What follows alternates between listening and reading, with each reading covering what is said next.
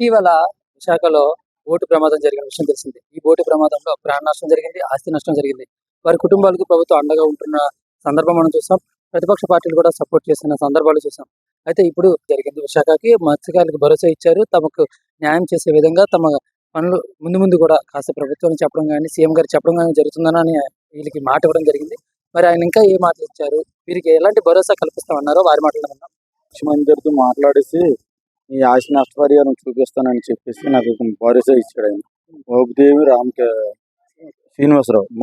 శ్రీనివాసరావు అదే నేను ఆస్తి పరిహారం నేను ముఖ్యమంత్రితో మాట్లాడతాను, చిన్న నువ్వు బాధపడకు, ఏదో నా తలకు వరకు సాయం చేస్తాను అని చెప్పేసి నాకు వెళ్ళాడు.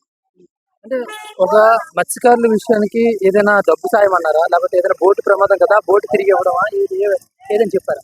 ఏదన్నా అంటే బోట్ అంటే మళ్ళీ ఎప్పటికి ఇవ్వగలరు సార్, మాకు ఏదో ఉంటే ఆ బోట్ ఎంత ఖరీదు చేస్తే అంత ఖరీదు నాకు డబ్బులు ఇచ్చేస్తే ఇచ్చేస్తే నేను తీసుకుని ఏదో ఆస్తి అప్పు తీర్చుకుందామని అప్పుల్లో ఉన్నాను సార్ నేను అన్నాను.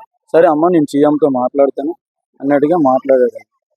అంటే ఏదైతే మనుషులు తిరిగిన లోకల్కి వెళ్ళిపోయారో వాళ్ళనైతే మళ్ళీ మనం తీసుకురాలేము కదా, కానీ మీకు ఏ విధంగా నాకు వచ్చినంత వరకు ఈ విధంగా సాయం చేస్తాను, నేనైతే అక్కడ మాట్లాడతాను అని మేమైతే విన్నాం మీతో చెప్పడం. అందుకని సార్ అది ఏ విషయమో అనేసి. అయితే ఇలాగే కాలేజ్ ఫీజులు కానీ ఇలాంటివన్నీ సాయం చేస్తాను అన్నాడు చిన్నపిల్లలకి. నేను చూస్తానమ్మా నేను ఉన్నాను భరోసా ఇచ్చేసి ఆయన వెళ్ళాడు నాకు. నేను కూడా నిధి ఆస్తి పరిహారం కూడా నేను సీఎంతో మాట్లాడతాను, మోపిదేవి శ్రీనివాస్ ఆయనే చెప్పాడు, అంతే చెప్తున్నాను.